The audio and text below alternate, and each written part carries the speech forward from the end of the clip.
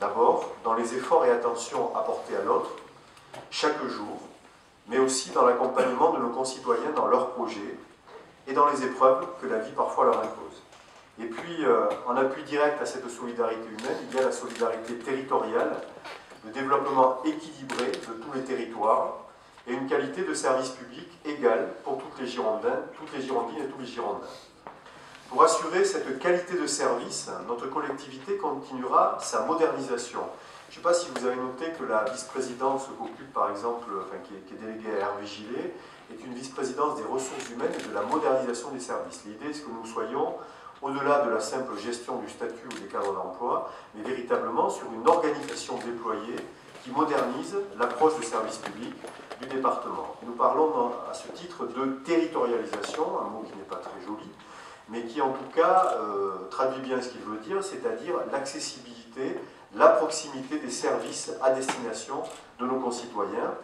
Et nous avons dans ce cadre, de par la loi, apporté un schéma d'accessibilité des services au public, copiloté avec le préfet, donc avec l'État. Bernard Castagnier a cette délégation, et nous allons effectivement dans les mois qui viennent travailler à cette question de l'accessibilité, de la proximité des services publics au plus près des Girondins. Nous avons à nous occuper également, c'était déjà le cas précédemment, mais nous le maintiendrons, à nous occuper de ceux ou celles qui sont le plus en difficulté. Les personnes handicapées, les personnes âgées, les personnes en précarité. Au-delà d'une simple opération immobilière d'ampleur, le pôle autonomie, dont vous apercevez les travaux dans l'immeuble voisin Croix du Palais, permettront à nos moyens, à nos services de remplir au mieux leur mission. Les services, par exemple, de la maison départementale des personnes handicapées, qui sont situés place Ravesy actuellement, vont être rapatriés ici, à proximité de la maison centrale, ainsi que pour les personnes âgées. Donc il y aura, c'est Edith Moncoucut qui s'en occupe, un véritable pôle autonomie. Certains collègues aussi, comme Emmanuel Agent, y sont associés. Et donc, Martine Jardinet et Denis Nicolas, le volet social en fait. Donc ce pôle autonomie sera absolument essentiel désormais, d'abord pour une visibilité, une forme de guichet unique, mais aussi ensuite une organisation sur le territoire. Et nous déployons dans ce cadre donc nos pôles solidarité auprès des Girondines et des Girondins un petit peu partout en Gironde. Nous essayons aussi de poursuivre des politiques qui nous paraissent apporter un certain nombre de résultats. Je pense à l'association Transfert, que nous soutenons activement et qui est implantée aujourd'hui dans 4 territoires de la Gironde. Et elle met en relation les entreprises et les demandeurs d'emploi grâce à un travail d'identification sur les besoins en matière de ressources humaines dans les entreprises.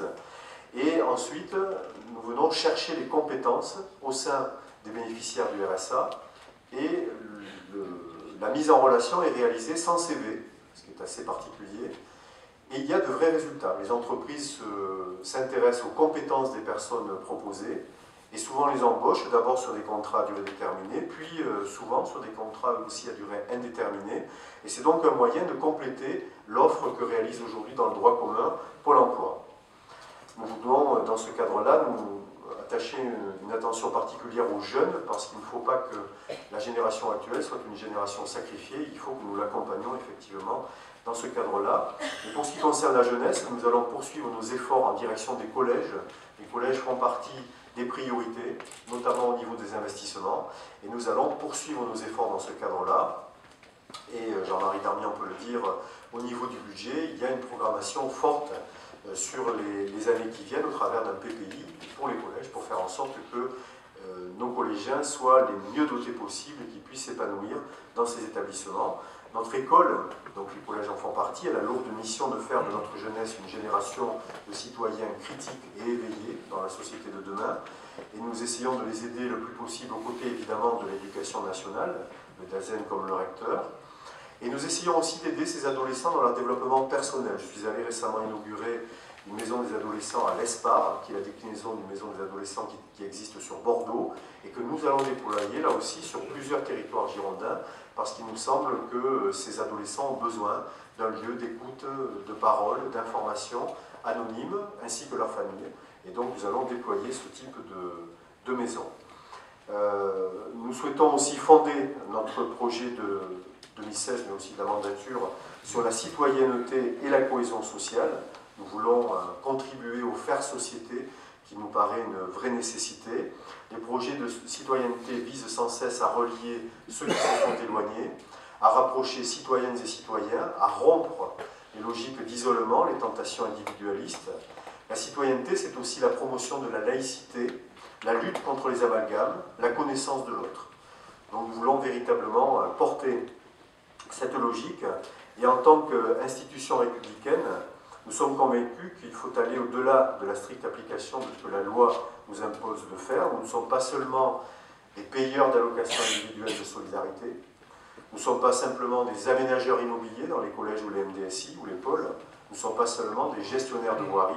Le département conduit aussi des projets d'ambition, d'envergure, dans leur démarche pour aider les usagers au quotidien. Nous avons des messages à faire passer, des habitudes à faire évoluer, et c'est par nos actions volontaristes que nous pouvons y parvenir. Le débat actuel sur le RSA, qui prend une acuité particulière, et les différends entre l'État et les départements, ou la représentation des départements, illustre la difficulté que nous pouvons parfois rencontrer. Cela traduit une situation préoccupante pour notre pays. Le volume financier des aides sociales, parmi lesquelles le RSA est en augmentation constante. Nous sommes aujourd'hui à des montants de 19 millions d'euros par mois. C'est un montant jamais atteint dans ce département. Et ces dépenses obligatoires nous obligent bien évidemment à faire des choix.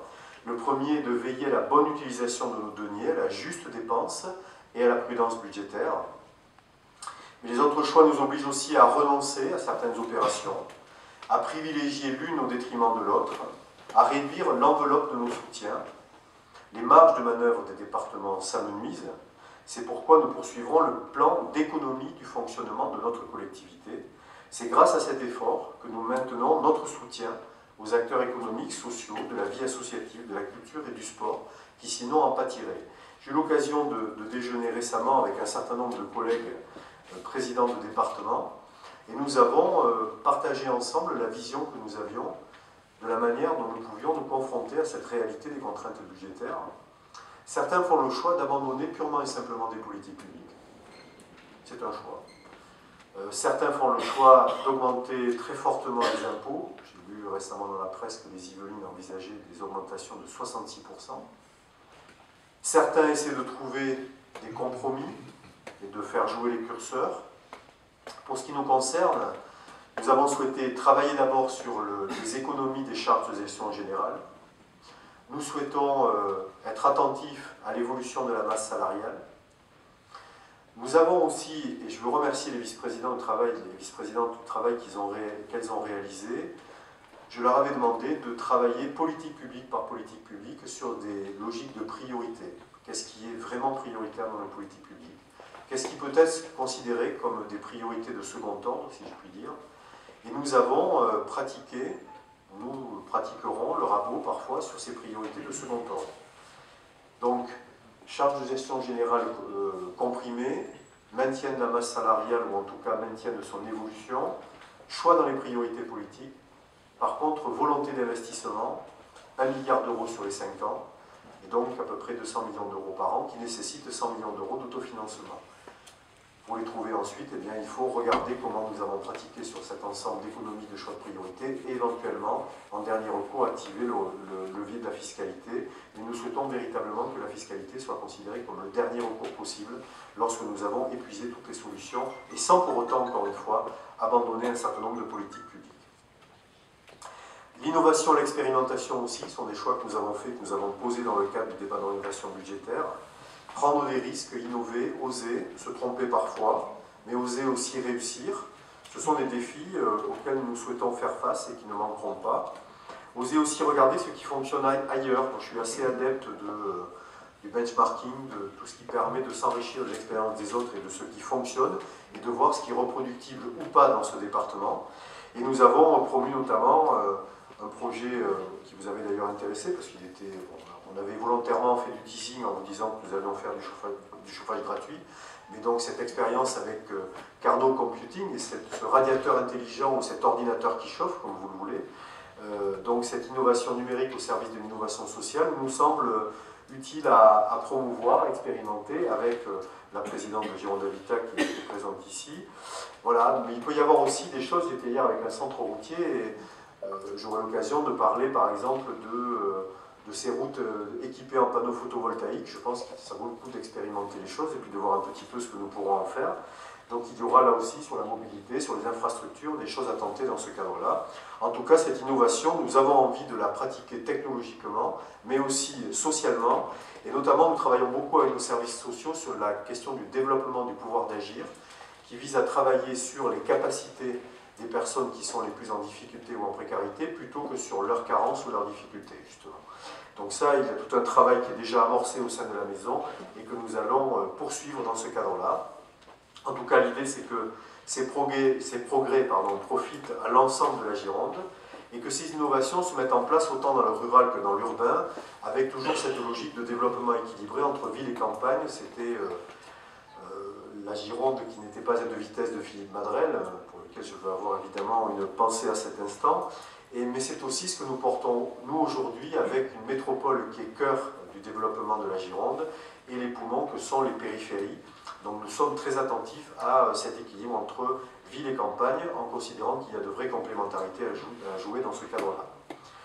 Parce que la Gironde, elle est plurielle par la diversité de ses territoires, de ses habitants, et c'est la raison pour laquelle nous avons lancé ces rencontres territoriales en 2015, qu'a porté avec entrain, ambition et réussite Christine Bost, notre première vice-présidente, qui s'excuse d'être absente aujourd'hui, mais qui est immobilisée par un accident de ski. Elle a fait un bel exploit, mais donc du coup pendant quelques semaines elle restera immobilisée, donc nous pouvons par visioconférence communiquer ou par téléphone, mais elle ne pouvait pas être présente aujourd'hui.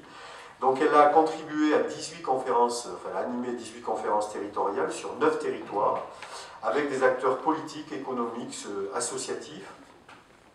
Et ces conférences ont permis d'enrichir un document que nous avions élaboré ici, qui est devenu le livre blanc des territoires girondins, et qui a été voté, je tiens à le signaler, à l'unanimité, non, je crois qu'il y a eu 2 abstentions, par l'hémicycle départemental, et en tout cas par ceux qui ont conscience qu'il y a une vraie nécessité à travailler avec les territoires et à porter collectivement un diagnostic partagé et ensuite une politique ou des politiques publiques.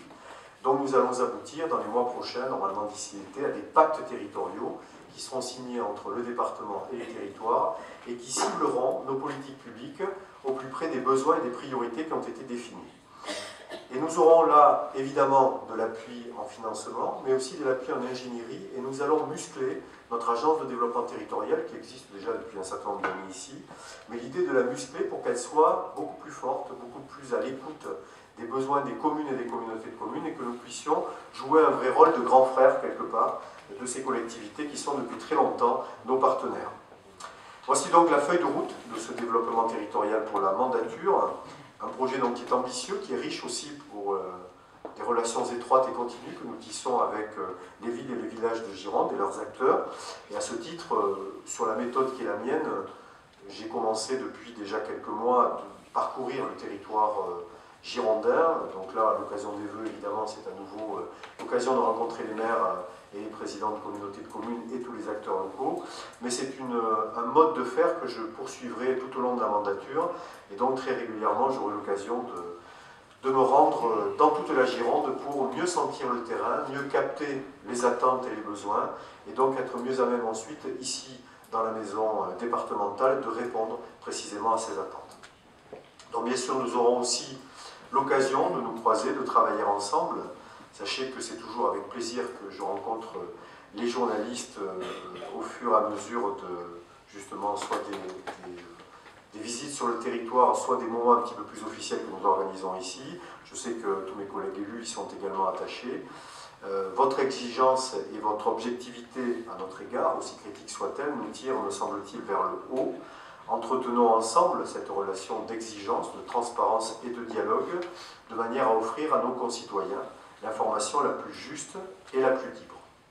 Je terminerai donc en rappelant que cette année 2016 sera une année de transition, mais aussi une année de projet, une année que nous voulons audacieuse pour la Gironde, les Girondines et les Girondins, une année que je vous souhaite empreinte d'espoir, nourrie de justice, de partage et d'ouverture, et bien entendu de splendides articles que nous aurons l'occasion de lire ici et là dans les journaux que vous représentez les uns et les autres. Merci en tout cas pour votre présence aujourd'hui.